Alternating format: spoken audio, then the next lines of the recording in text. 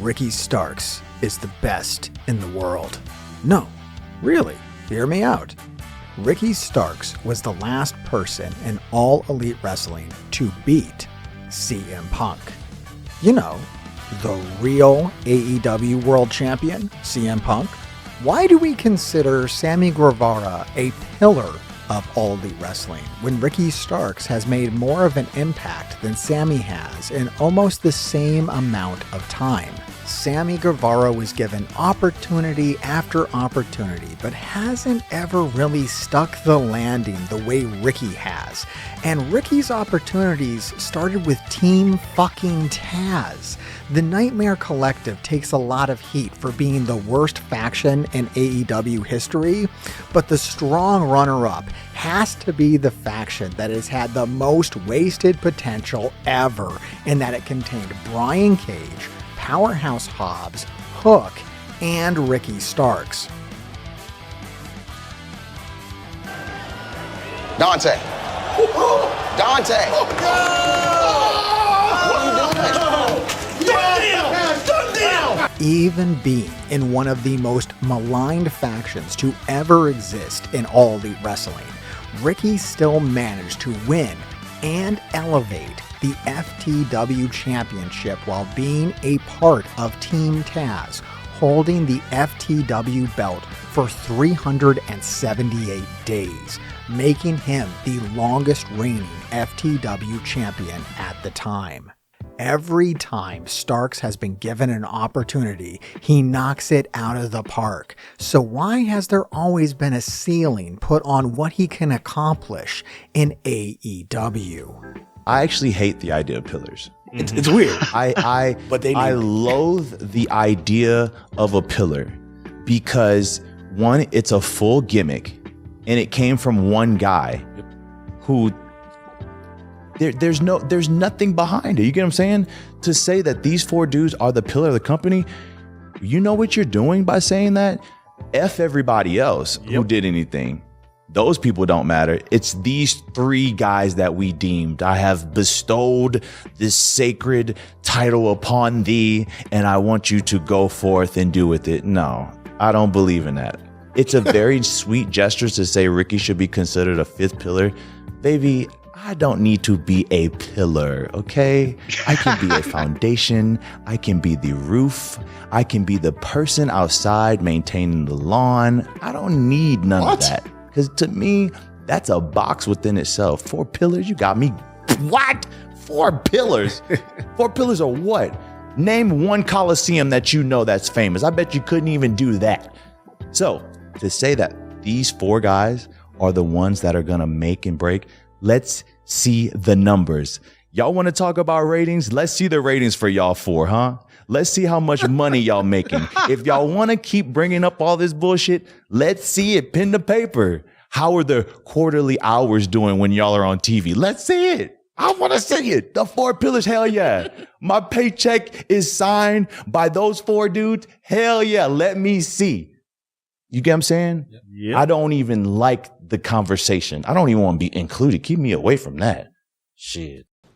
I've been telling people on this channel to subscribe, and they won't. Yes. What can we do about that? Can you help me out? Maybe if you tell them to subscribe, they'll do it. Threaten them. I'll threaten them for you. Yeah, that'd be great. Yeah. You don't have to do it till you're cursed.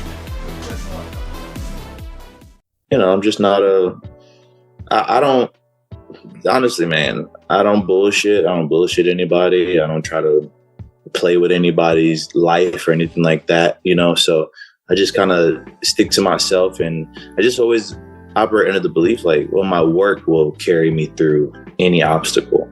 And I still believe that, you know. So there's a fine line between coming off as a crybaby and always yelling to the crowd about how you deserve this and that.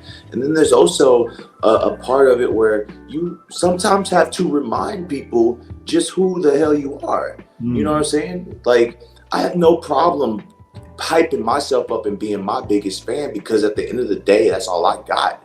If you don't like me, guess what? That's okay, because I like myself. And that is ultimately the message that I'm trying to put out there to people. I know there's some people who probably watch that, and I read everything. And, you know, saying, wow, it's a little bit of a turn off to his personality. Yeah, I don't care. If you like me, you like me. You don't, that's cool. But at the end of the day, you should respect my passion. You should respect the work that I put into this whole thing. Because without that, just what am I exactly?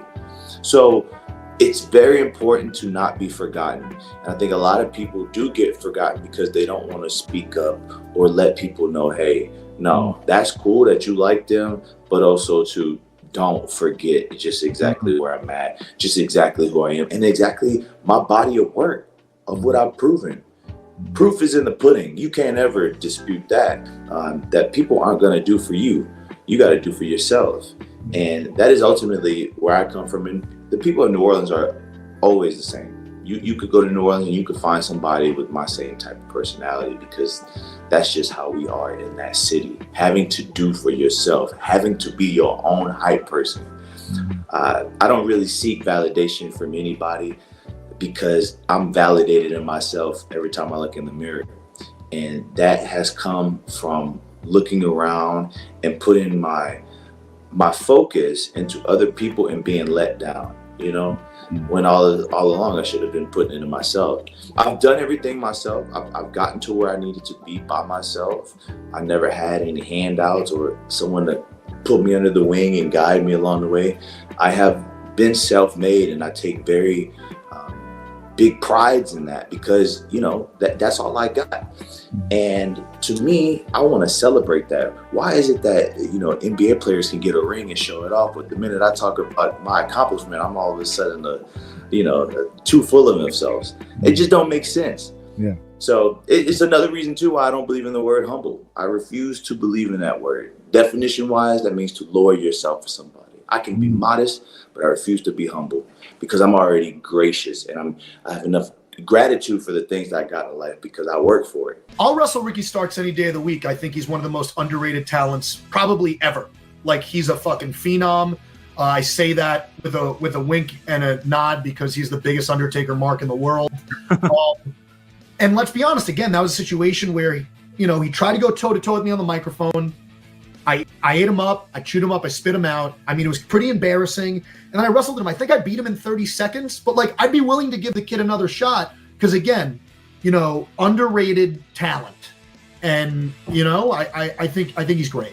I think he's great. You have AEW saying they'd love to have Ricky Starks back on TV, and Ricky Starks saying he wants to be back on TV. So why the flub isn't he on TV? Apparently the word on the street is one of the reasons Ricky Starks hasn't been on AEW TV is because he has decided when his AEW contract is up, he is going to go to World Wrestling Entertainment. Therefore, Tony Khan doesn't really see the worth of featuring him on television at the moment, because yes, it's only going to be for the short term, and whatever extra love you do give him is then going to go out the door, so why not focus on the people you know you've got from the long term? This makes sense. It appears Ricky Starks and other AEW talent will have options when their deals come due. Starks has been away from AEW television, as you guys know. In past interviews, AEW President Tony Khan noted that he would love to have Starks back. I mean, I don't see why he is not able to use Starks. He pays the bills, he books the shows. If he wants Starks on the show, just give him a fucking phone call and get him in the city. He could use him yesterday if he wanted to. Yeah. It's just he chooses not to, because he probably figures, as everybody he's on his way out. Yeah, he's got one foot out the door and he doesn't want to invest time in him, which I understand, but still, I haven't been able to get any kind of clarity from any of these reports about when his contract is actually up. I mean, I remember reading reports that he still had some time left. Yeah. It's not like it's up in a month.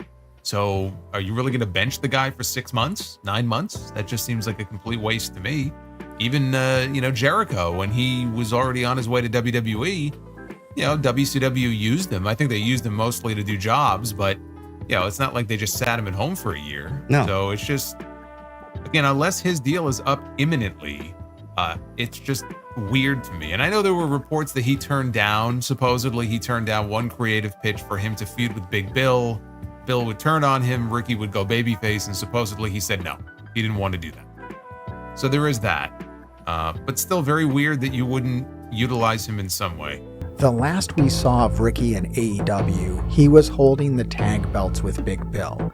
It was said that he turned down an angle that would see him turn face against Big Bill after losing the tag titles to Sting and Darby Allin in a tornado tag match. They ended their reign at 123 days. Big Bill went on to work with Jericho, and Starks was never seen again.